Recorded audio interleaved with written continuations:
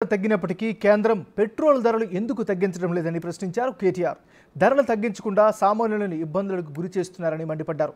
10 ఏళ్లుగా సెస్సులతో 30 లక్షల కోట్లు లబ్ధి పొందిన మోడీ ప్రభుత్వం ఆ డబ్బులనే అదానీ, అంబానీలకు రుణమాఫీ చేసిందని ఆరోపించారు. మోడీ ప్రధానమంత్రి అయినాడు 2014లో ఈ ముడి చమురు అంటే క్రూడ్ ఆయిల్ బ్యారెల్ ధర $100 ఏది 10 ఏళ్ల కిందట. ఇవాళ బ్యారెల్ ధర $84 $16 తగ్గింది. మీరు చెప్పురి నాకు ఎళ్ళకేళ్ళైతే పెట్రోల్ డీజిల్ వస్తుందో దాని ధర తగ్గితే ముడి చమురు ధర తగ్గితే పెట్రోల్ డీజిల్ ధరలు తగ్గాలన్నా పెరగాలన్నా? మరి తగ్గినాయా పెరిగినాయా?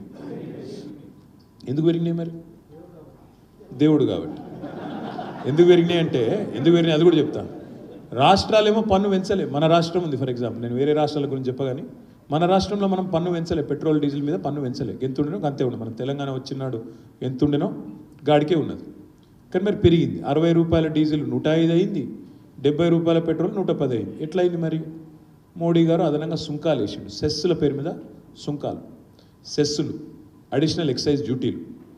ఇలా గమ్మత్ ఏంటంటే డైరెక్ట్ ట్యాక్సులు వేస్తేనేమో రాష్ట్రాలకు వాటా ఇవ్వాలి, కాబట్టి ఇవ్వద్దు, మొత్తం నా దగ్గరనే పెట్టుకోవాలని చెప్పి ప్రత్యేక సెస్సులు వేసిండు. సెస్సులు వేసి ఏం చేసిండు? సెస్సుల వల్ల ఈ 10 ఏళ్లలో మోడీ ప్రభుత్వం వసూలు చేసింది, మన తోలు వలిచి వసూలు చేసింది, ఈ దేశంలోని 140 కోట్ల సామాన్య ప్రజలు మన దగ్గరికి వెళ్ళి వసూలు చేసింది ఎంత అంటే 10 ఏళ్లలో 30 లక్షల కోట్లు. 30 లక్షల కోట్లు. మీరు రోజు ఆటో సోదరులు డీజిల్ కొట్టించుకుంటారు, పెట్రోల్ అయితే పెట్రోల్ కొట్టించుకుంటారు. మరి ప్రతిరోజు మీరు సుంకం కడుతున్నారు. దేనికి కడుతున్నాం మనం? వాళ్ళు ఏమంటారంటే మోడీ గారి ప్రభుత్వం జాతీయ రహదారుల కోసం ఈ సెస్సు పెట్టినాము అన్నాడు.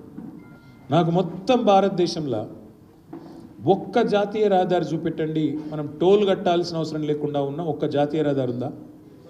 హైదరాబాద్కి వెళ్ళి బెంగళూరు పోతే టోల్ కడతారా? హైదరాబాద్కి వెళ్ళి విజయవాడ పోతే టోల్ కడతామా? హైదరాబాద్కి వెళ్ళి నాగ్పూర్కి ఆదిలాబాద్ ముఖాన పోతే టోల్ కడతామా? హైదరాబాద్కి వెళ్ళి కరీంనగర్ ముఖాన పోతే టోల్ కడతామా?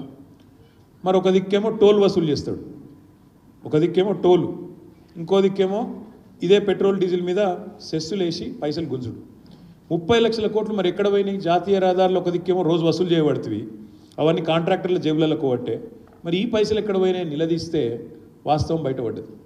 వాస్తవం ఏంటి అంటే ఈ 30 లక్షల కోట్లకి వెళ్ళే 14.5 లక్షల కోట్ల రూపాయల రుణమాఫీ చేసిండు. ఎవలకు?